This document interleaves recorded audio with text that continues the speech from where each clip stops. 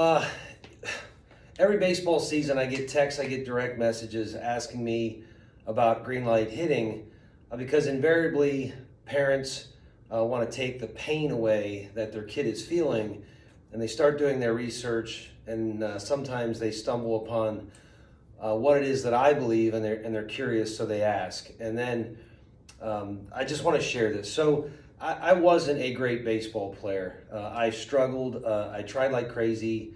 I could catch, I could throw. I just never could hit enough.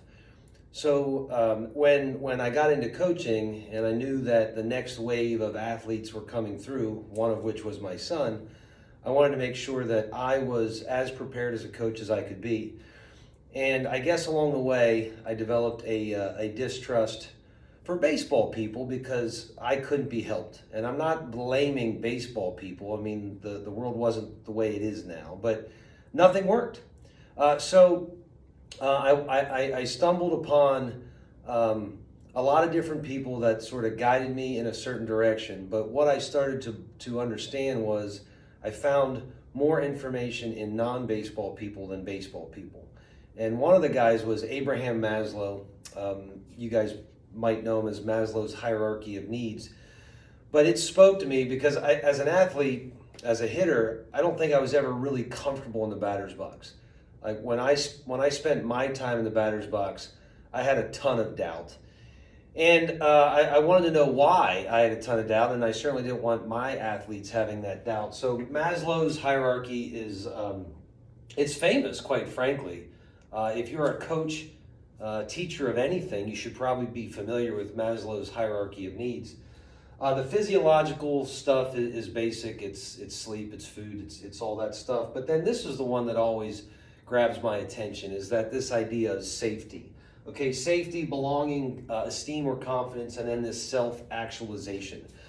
All right, so most of us coaches aren't coaching big leaguers. Okay, your big leaguers are your self-actualized people, the ones that have made it. They're on the Dodgers, the Cardinals.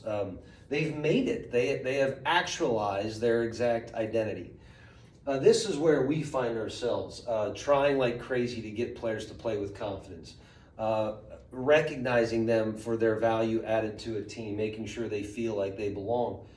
But this idea of safety is at a much lower level. And safety begins with an aggressive mindset with a hitter.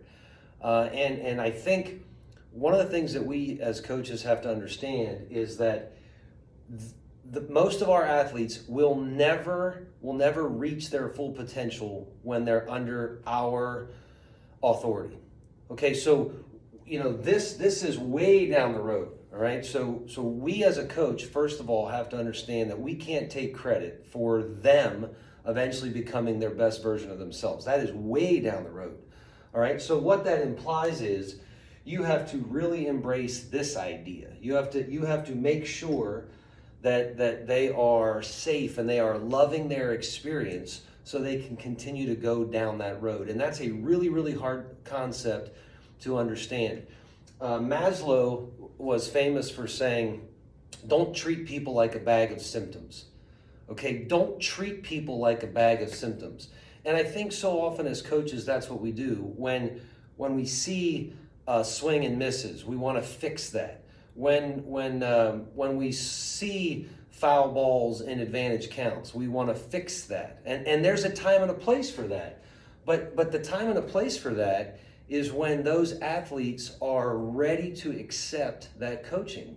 For many of our young people, that coaching feels like a sign that you've picked the wrong sport. So we have to really understand Maslow's hierarchy of needs. Now, one of my beliefs is aggression has to precede discipline. And the reason I believe that is because aggression creates safety in the batter's box. All right, one of my favorite things to do with young kids is no takes, no foul balls. No takes, no foul balls creates the proper anticipation, and the no foul balls speaks to the bat path. So green light hitting is this way of always recognizing this safety, but slowly starting to give them the skills that they're obviously going to need when they get down here into this window.